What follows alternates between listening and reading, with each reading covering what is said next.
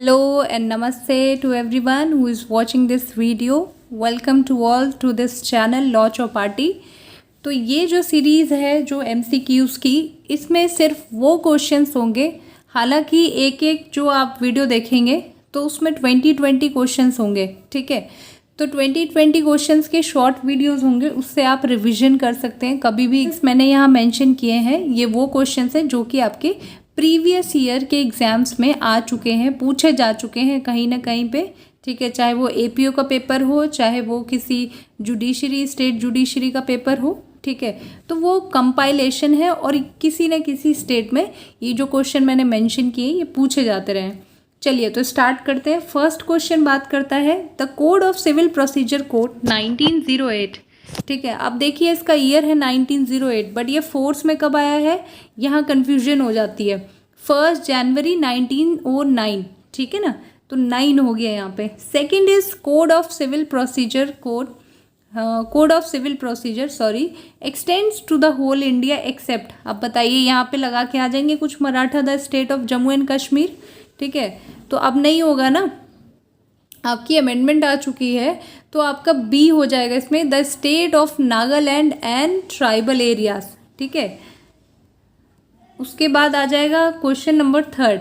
ये बात करता है formal expression of an adjudication which so far as regards the court expressing it conclusively determines rights of the parties.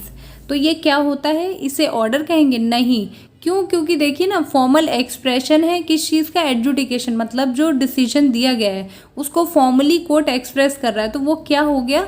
और तीसरी बात है कंक्लूसिवली डिटरमाइन भी कर रहा है क्या, राइट्स ऑफ द पार्टीज। तो ये हो गई एक डिक्री, ठीक है, डिक्री पास हो गई, ठीक है। फोर्थ है आपका decree under civil procedure code has been defined in, ये आपको पता होना चाहिए, सेक्शन 2 क्लॉज 2 में डिफाइन किया गया है। फिफ्थ क्वेश्चन है the essential elements of a decree. Option है these must be an adjudication.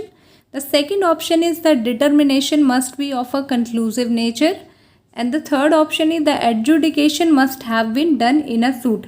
तो ये तीनों ही आपके ऑप्शन क्या हो जाएंगे, इस केस के लिए करेक्ट हो जाएंगे। क्यों? क्योंकि फर्स्ट देखिए बोलता है कि एडजुडिकेशन होना चाहिए, ठीक है, मतलब डिसीजन कुछ कोर्ट दे। सेकंड है the determination must be of a conclusive nature, जो हमने ऊपर पढ़ा डेफिनेशन में दिया हुआ है, ठीक है। The adjudication must have been done in a suit, मतलब एक प्रॉपर सूट होना चाहिए ना, उसमें एडजुडिकेट करेगी कोर्ट, ठीक है। तो ऑल ऑफ द अबव हो गया। अब ये देखिए, ये दोनों जो क्वेश्चन थे ये तो घुमा फिरा के पूछा गया है, ये वाला फिफ्थ वाला, ठीक है, उसी के पॉइंटर्स को तोड़ दिया है, और ये सीधे सीधे पूछा गया है कि डिक्री का मतलब क्या है, और ये हमने ऊपर पढ़ लिया, ठीक है, ठीक है। सेवेंथ है a decree can be, decree कैसी हो सकती है आपकी, प्रिलिमिनरी, फाइनल, या फर्स्ट प्रिलिमिनरी देन फाइनल। ऐसा कुछ वर्ड नहीं यूज़ किया गया CPC में, फर्स्ट प्रिलिमिनरी। तो D option is correct, either preliminary और फाइनल, ठीक है। क्वेश्चन है the code of civil procedure amendment act 2003 came into force. तो देखिए यहाँ पे ये कन्फ्यूजन हो सकता है, 3 लिखा हुआ ऊपर, अब फोर्स में कब आया, ये 1 जुलाई 2002, ठीक है। तो यही क्वेश्चन है जो देखने में बड़े आसान लगते हैं, बट ये थोड़े ध्यान से पढ़ने होते हैं। How many sections are there in CPC, कितने सेक्शन है ये तो पता होना चाहिए, 158 सेक्शंस हैं। A decree is preliminary, 10th question, a decree is preliminary. Preliminary हमने अभी पढ़ा कि डिक्री 2 तरह की हो सकती है, प्रिलिमिनरी एंड फाइनल। तो प्रिलिमिनरी कब होती है, when it is issued in the preliminary stages of the suit. B option is when further proceedings have to be taken before the suit is completely disposed of. C is when it deals with some preliminary issues, none of the above. देखिए C और A तो बिल्कुल नहीं होगा, ठीक है। B क्यों है, व्हेन बात कर रहे हैं प्रिलिमिनरी की, ठीक है। तो प्रिलिमिनरी और फाइनल, फाइनल मतलब क्या हो गया, मेरिट्स पे दिया है, ठीक है। और प्रिलिमिनरी डिक्री को जो केस खत्म अभी नहीं हुआ, डिस्पोज ऑफ नहीं हुआ, उसके पहले पहले जो डिक्री दी है, ठीक है। तो when further proceedings have to be taken before the suit is completely disposed of, ठीक है। तो बी ऑप्शन हो जाएगा। 11 है a decree becomes final when, option 1, it conclusively determined the right of the parties. B is no appeal has been preferred against the decree. C is both A and B. D is neither A और B, ठीक है। तो A और B कैसे होंगे, क्योंकि ये हमने ऊपर पढ़ लिया था डेफिनेशन कि it conclusively determines the rights of the parties, B is no appeal has been preferred against the decree. ठीक है, तो ये दोनों ही ऑप्शन करेक्ट हो जाएंगे, तो ये इससे क्वेश्चन गलत नहीं होना चाहिए। फिर आता है आपका 12, preliminary decree can be passed in a suit. किस तरह के सूट में प्रिलिमिनरी डिक्री आपकी पास हो सकती है? पहला है पार्टीशन सूट, दूसरा पार्टनरशिप, तीसरा possession and mean profit, all of the above. तो ऑल ऑफ द अबव मतलब कि पार्टीशन, पार्टनरशिप, पोजेशन और मीन प्रॉफिट जो है, इन तीनों ही केसेस में प्रिलिमिनरी डिक्री पास की जा सकती है। ठीक है। 13 है which of the following is not an essential element of a decree. ठीक है, डिक्री का एसेंशियल एलिमेंट मतलब ये जो क्वेश्चन, सेट ऑफ क्वेश्चंस आप देख रहे हैं, ये ज़्यादातर मतलब मोस्टली ही डिक्री पे ही बेस्ड हैं, और इससे जो जितने भी क्वेश्चंस मैं यहाँ डिस्कस कर रही हूँ, इससे क्वेश्चन पूछे ही जाते हैं। ठीक है, which of the following is not an essential element of a decree. ठीक है, तो एसेंशियल एलिमेंट कौन सा है? नहीं है। कंक्लूसिव डिटर्मिनेशन होता है, फॉर्मल एडजुडिकेशन होता है। ठीक है, सी क्या है? An adjudication from which an appeal lies as an appeal from an order ही करेगी, तो ये ऑप्शन हो गया रॉन्ग। क्वेश्चन नंबर 14 क्या है? A decree is said to be nullity, मतलब डिक्री की वैल्यू कब नहीं होगी? If it is passed by a court no inherent jurisdiction, मतलब कोर्ट की जुरिस्डिक्शन ही नहीं है उस मैटर में और उसने डिक्री पास कर दी। दूसरा है when a court erroneously passes a decree, मतलब आप कोर्ट को नहीं जज कर सकते ना वो कैसे डिक्री पास कर रही हैं। ठीक है, तो सी हो गया when it is voidable decree, when there is an error while passing the decree, तो एरर है तो वो ठीक हो सकता है ना। तो पहला गया जिसके पास जुरिस्डिक्शन ही नहीं है तो उसकी उस डिक्री की वैल्यू नहीं होगी, इनहेरेंट जुरिस्डिक्शन नहीं है, तो ये हो गया ऑप्शन। फिर 15 है in partnership suits several preliminary decrees are usually passed.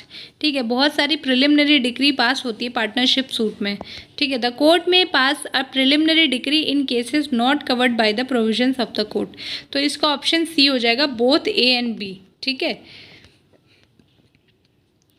16 है which of the following is not a decree, इसमें से डिक्री कौन सा नहीं है? An order returning the plain to be presented to the proper court, an order rejecting an application for an order to set aside ex parte decree, rejection of a plaint, D is both A and B. ठीक है, तो कौन सा decree नहीं है इसमें? इसमें आपका ए और बी दोनों डिक्री नहीं है। कैसे?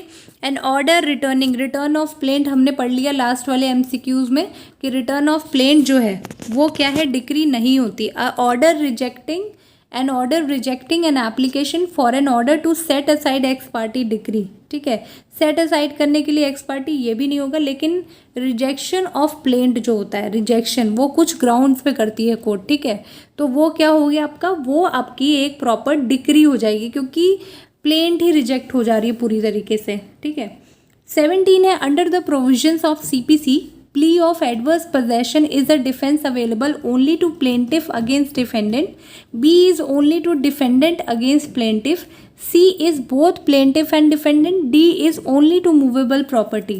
ठीक है, तो B हो जाएगा only to defendant against plaintiff, adverse possession की बात कर रहा है। ठीक है, ये क्वेश्चन जो है अभी मैंने डिस्कस किया, एडवर्स पोजेशन, ये बहुत बार पूछा जाता है। ठीक है, फिर आता है द री appreciation of evidence in second appeal is not permissible. ठीक है, सेकेंड अपील जब होती है ना, ठीक है, तो उसमें एविडेंस को फिर दोबारा कोर्ट रिकन्सिडर नहीं करती है। री एप्रिसिएशन मतलब फिर से नहीं उसमें जाती है क्योंकि वो सारी चीज़ें जो हैं पहले हो गई होती है, तो जो रिक्वायर्ड होता है मेन इशूज़ सिर्फ उस पर कोर्ट जो है अपना एडजुडिकेशन करती है। उसके बाद 19 हो गया विच of the following is not a decree, मतलब ये जो ऑप्शंस हैं इसमें से डिक्री कौन सा नहीं है? डिसमिसल इन डिफॉल्ट, रिजेक्शन हमने पढ़ लिया कि डिक्री है, ये याद रखना है कि rejection is a decree, return of plaint is not decree but rejection is the decree. ठीक है, क्योंकि कोर्ट कुछ ग्राउंड्स पे रिजेक्ट कर रही है ना उसको। ठीक है, तो इसलिए वो डिक्री हो गई प्रॉपर। अब डिसमिसल इन डिफ़ॉल्ट मतलब डिसमिस हो जाते हैं मैटर्स, डिफ़ॉल्ट मतलब उसने कुछ गड़बड़ी कर रखी है उसमें, तो उसमें अगर कर देती है कोर्ट डिसमिस तो वो भी एक डिक्री नहीं मानी जाती। ठीक है, 20 क्या है? A decree holder has been defined as a person on whose favour a decree has been passed और an order capable of execution has been made under section 2 clause 3 of CPC, मतलब decree holder की बात कर रहा है ये। ठीक है, तो ये भी बहुत इंपॉर्टेंट है। तो ये मैंने सारे इंपॉर्टेंट क्वेश्चंस की लिस्ट बनाई है, वो क्वेश्चंस नहीं है जो आपको और बुक्स में भी मिल जाएंगे जस्ट सॉल्व करने के लिए। ये वो क्वेश्चंस हैं जो लास्ट ईयर पूछे जा चुके हैं, पूछे जा रहे हैं एग्जाम्स में, तो वो क्वेश्चंस की मैंने लिस्ट प्रिपेयर की है। So thank you so much for watching my video. आगे की वीडियो के लिए वेट कीजिए, आगे वीडियोज़ मैं डेली टू डेली अपलोड करती रहूँगी। ठीक है, thank you so much. Like and subscribe the channel.